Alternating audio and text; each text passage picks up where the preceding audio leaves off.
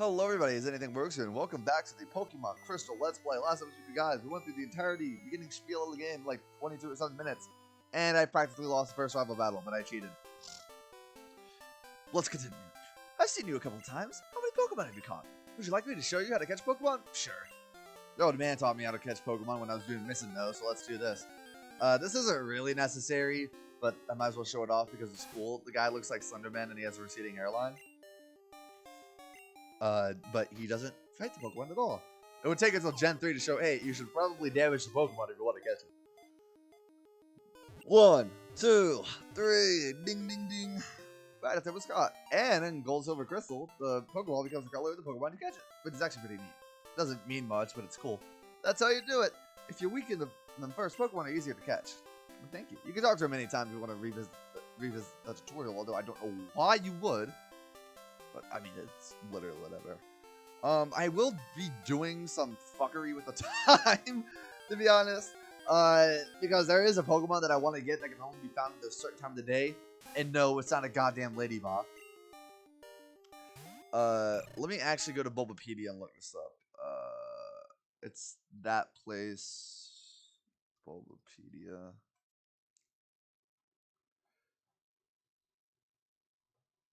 Okay. Alright, now I know what I have to change the Pokemon to. Up north, you can actually get some pretty good Pokemon there. In Gold and Silver, you can find Jigglypuff up there if you really want a Jigglypuff on your team for some reason.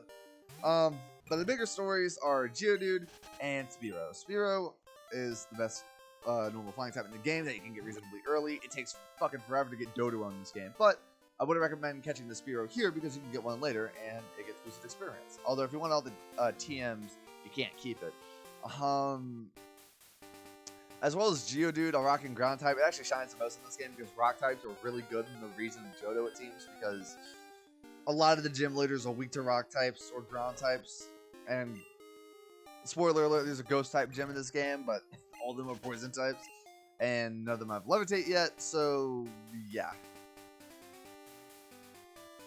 Suffice to say, they're really good in this game. They actually do well against 6 of the 8 gym leaders. That's actually really nice. That's really good. I'll offer one Pokemon. Anyways, here's our first mandatory trainer medal. This guy starts off with level 2 Pidgey. You can catch Pidgey in the daytime. Same with like the Rattata clone, Sunret. Sunret evolves earlier than Rattata, but it's just worse. It evolves at level 15, which is really early, but you know, it doesn't get the good moves like Rattata does, unfortunately, but it's good at using HMs, if nothing else. And Pidgey has improved in this game. For one, it gets Gust earlier on, which is finally just a flying type tackle. It still takes a millennium and a half to get Wing Attack though. But I mean, in that case, Wing Attack is better than Peck, and you won't be waiting as long for Drill Peck. Although by the time you do get Wing Attack, you'll be getting Glide soon then anyway. So still Fearow sweet. Oh, also in that route up north that I didn't go to where you can get the Rattata and Geodude, in the morning at a 5% chance you can catch Phanpy, but it's Phanpy, goddammit. I get pissed whenever people mispronounce the name, even though I really shouldn't. It doesn't matter that much. The Phanpy. You can get Phanpy up there in the morning at a 5% chance. Phanpy's good, and I quite like the Pokemon. Unfortunately, despite its very good stats, it suffers in the fact that it doesn't really get any good moves, and you're going to be relying on stuff like Rollout, Strength, and Mud Slap for a majority of the time that you have it. And, you know, Strength and Rollout aren't stab moves, despite them being good, and Mud Slap is 20 base friggin' power. And you're not getting anything until Magnitude or Earthquake. Voice crack, but anyways, let me finagle with the time here, because the Pokemon I want is in here. And if you know, you know. You probably already know now. But regardless, let's not set the time automatically because I want to cheat. So let's see. It is, what, 6:19 p.m. in here. So to go to the morning, I'm going to go ahead and make it for 6 a.m. actually. This is... Alright, that didn't work. Is that it? I don't know if that's morning. I think it is morning, but I don't know. Let me go ahead and reset just to check, because the game will tell you if it's morning or day. I always have a bit of trouble telling the distinction. Okay, it is the morning. All right. Anyways, ladies and gentlemen, welcome to Dark Cave. You can also find Geodude and Zubats here, that's what it's known for, but you can also find 2 new Pokemon in here, one exclusive to Crystal. Let's get the battle over with first. The 1% encounter rate, literally 1% encounter rate, is a Dunsparce. Dunsparce is... What the fuck?! Are you kidding me?! Okay, I could not have timed that any better had I tried. I literally could not have timed that any better had I tried. Dunsparce is a pure normal type, even though it totally should be bugging ground because it looks like a bug and it burrows into the ground in its Pokedex descriptions. It's a pure normal type. It has a fantastic move pool. That I will never take away from Dunsparce. Unfortunately, its stats aren't so much as god-awful as Target Conroy would have you believe, so much as they are just painfully average. Oh my god, critical hit. Let me just go ahead and save state here. I'm going to catch this thing just because I can, actually. I'm not using it on my team. That's actually not the reason why I changed it in the morning. Because it forever and always will be a 1% chance. But, also, that Pokeball variation looks cool. I wish I was a real Pokeball. Looks like a Great Ball and an Ultra Ball. But, yeah, it has good HP, like 100 base HP, but 75 attack and defense. It hides deep inside caves where no light ever reaches it, and it remains virtually motionless there. It's a land snake. Oh, of all Pokemon that deserves an evolution, it's definitely Dunsparce, but has a fantastic move pool, decent, average at best attack and defense, but the rest of its stats are just not good, like, at all. It only comes with Rage, though, but again, it learns Nightmare, oddly enough, although I don't think it gets Yawn in this game. It might. So I'm going to be speeding up here because there is a Pokemon that I want to catch, and it's the other one that's here, and it's also exclusive to Crystal. That Pokemon being Teddiursa. Teddiursa is another pure normal type, and it evolves at level 30, which is a relatively late evolution. Here's Teddiursa. The highest level you can find it at is level 2, by the way. Jesus Christ. I should have save stated. The problem with Teddiursa is, I forgot to mention this about Phanpy. It likes to run because it's a rarer Pokemon. And, like, I don't know, they decided, hey, Pokemon should be able to flee. Phanpy can flee. Teddiursa can flee as well. They have a relatively high chance of doing so. Yeah, sorry, not dealing with that. I don't want to wait to find another 5% encounter rate. But that was actually pretty fast. It took me 3 encounters to find a Dunsparce and a Teddiursa. That was nice. That was actually really nice. There we go. We got the Teddiursa. Anyways, it evolves at level 30, which is really late, but it's actually quite strong. Teddiursa, the little bear Pokemon. It always licks honey. Its palms are sweat because of all the honey is it. Its palms look like sweat because of all the honey is absorbed. Anyways, that was nice. That was actually, like, really cool. Alright, let's go ahead and change it back to AM and then PM again because this game's weird. I really don't know how I encountered Dunsparce. I mean, to be fair, Nips, when he was doing that Let's Play with Shady Penguin, did encounter Dunsparce on his first try as well, and they were doing a Nuzlocke. I mean, that was Gold and Silver, but I digress. But, like, wow. I found a Dunsparce and a Teddiursa in 3 encounters. I've never even encountered Teddiursa in Dark Cave before. But I digress. Yeah, so Teddiursa is actually really good. As a relatively diverse move pool, it's alright. Oh, also, I meant to talk about Poliwag earlier, but I will after I talk about Teddiursa, because this part's not quite over yet. Or this episode or whatever. As I was trying to say, before I keep interrupting myself, Teddiursa is very good. When it evolves into Ursaring at level 30, it has very good attacking power, base 130 attack, base 75 rest of stats, outside of, like, HP and speed. HP is a bit higher, speed is pretty slow.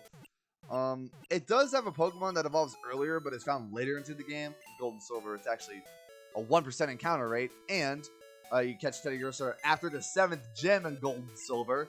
Same with Phanpy, although Phanpy is exclusive to Silver, and Teddiursa is exclusive to Gold.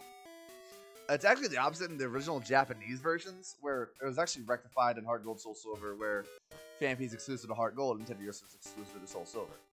Both Pokemon are found at pretty low level in this game. I think level 2 or something. I mean, obviously, Teddiursa is level 2. All at level 30, and they're pretty good. And they're also like counterpart / version exclusives. Although Teddiursa is clearly the better Pokemon in this game, because A, it's pure normal type. B, has the better move pool. C, you're not stuck with friggin' Mud Slap. Plus, it gets Sap from Strength. Now, my only gripe with Teddiursa and its family is that, unlike the other Pokemon that I was considering for my team, which I've used a lot, which is ultimately why I ended up deciding to use Teddiursa, is that it doesn't learn Shadow Ball. I don't know why it doesn't learn Shadow Ball. It's found in a freaking cave, and it, like when it evolves, has a giant moon on its stomach. You would think, you would just think, just for a second, that maybe, just maybe, it would be able to use Shadow Ball. But no. The other Pokemon could also use Sludge Bomb of all things, but I digress. Alright, time to finally talk about Poliwag. Poliwag is a good water type. If you chose Totodile and are planning to use it on your team, probably won't need it. I was actually planning to use Totodile. Not Totodile. I was actually planning to use Poliwag because, well, I like Poliwag. I like the Poly family. Poliwag evolves at level 25, which is a bit late, but it can hold its own. It's a Poliwhirl, which is a bit of a fast mixed attacker, and you can evolve it into 2 Pokemon in this game. One requires trading unless you have to use it for a slow randomizer, like I do. One of which is Poliwrath, which is slower than Poliwhirl, but makes up for it in raw attacking power, and it also has whatchamacallit. It gets the fighting subtype, which, while not amazing, it does learn Dynamic Punch. And I mean, it has Stab, Dynamic Punch, and Brick Break. Is Brick Break in this game? I don't think Brick Break's in this game yet. It wouldn't become as good as it would in Generation 3. In fact, in competitive play, most people just prefer not to evolve Poliwag at all, or Poliwhirl at all, because of how fast it is. And the fighting subtype just actually genuinely hurts Poliwrath in competitive play. But I wouldn't totally recommend against using it. In Gen 3, it would get Swift Swim as an ability. That or Water Absorb, both of which are fantastic abilities to make up for its lackluster speed. I don't know why it gets slower, considering each tadpoles. But to round off the fact that they're tadpoles, they get a frog evolution in this game. You get Politoed in this game, which is actually one of the few split evolutions that's actually worth giving a damn about. It remains pure water type, has a better stat spread than Poliwrath because, physical water types don't exist in this game, and you're going to be using water type moves more than fighting type moves anyway. So in that sense, it's better. Also, it gets Perish Song, if you evolve it early enough, which is actually a really good move, to be honest with you. Better than Submission or whatever the hell Poliwrath gets. Let me look this up. Poliwrath database Gen 2. Why does it skip like that? I don't know why. But yeah, so Poliwrath, hold on, Gens 1 through 5. Poliwrath, unfortunately, it's kind of marred by the fact that it only has base 85 attack. Poliwhirl has base 65 attack, lower special attack than physical attack. But anyways, I'm getting sidetracked. It learns. Yeah, it gets Submission at level 35, not 34. So yeah, it gets Submission at 35. It gets Belly Drum, which is nice, but I mean, that's not in later generations. And, okay, Teddiursa, I know you're slow, but could you please run away? Thank you. As I keep trying to talk, I would honestly recommend using Politoed more than Poliwrath because of its better stat spread. In fact, it's more of a focused water type. Also, Politoed's just cool. It's a fucking frog. It's one of the few frog Pokemon we've gotten. And it's definitely the only frog Pokemon we've gotten that evolves from a tadpole, as far as I'm concerned. Overall, both aren't bad Pokemon. Unfortunately, of course, you need to trade to get Politoed for some reason. I never got that. Why do you need to trade to get Politoed? Irregardless, this is a trainer battle, right? Okay, I totally forgot. Anyways, yeah. Politoed is just as fast or as slow as Poliwrath, but it doesn't have the fighting subtype. And wow, fucking tail whip, dude. Christ. It doesn't have the fighting subtype, more of a focused water type. It gets Perish Song at 35. And overall, it is a better Pokemon just in general. It also learns the fighting type moves, the fighting type move that you'll be using mostly, which is Dynamic Punch. I mean, you could obviously have Submission on Poliwrath, but Submission is the worst best move in the game, like the worst good move. I saw a red, blue, yellow metagame explanation, and that's what the guy who when he was talking about submission, excuse me, that's what he called it as, because it's a viable move, but it's just, it's so mediocre. It's like base 90 power, 85% accuracy, and it does free fall damage. I mean, like, seriously? The one cool thing about Poliwrath, though, is that it does get Mind Reader at level 51, so you can have 100% accurate, whatchamacallit, you can have 100% accurate dynamic punches. In later games, Politoed would get Damp as its secondary ability, which sucks. Damp is a horrible ability. Okay. I lied. So I completely forgot. Water Absorb is the hidden ability of Poliwrath. I thought it was the secondary hidden ability. Okay, never mind. I lied. Swift Swim is the hidden ability of Poliwrath. So never mind. In Gen 3, you'll be getting Water Absorb. Never mind. But in Gens 5 and above, it'll have Swift Swim as a hidden ability. Poliwrath, or Politoed, though, gets Drizzle, which instantly summons Weather. And in Gen 5, it lasts an unlimited amount of time, which made it an absolute beast of competitive play. But enough about talking about competitive play. There is my entire ramble / explanation thingy on the Poly family, and honestly, it's quite frankly one of my favorite families in the history of Pokemon. It's actually just a really nice family.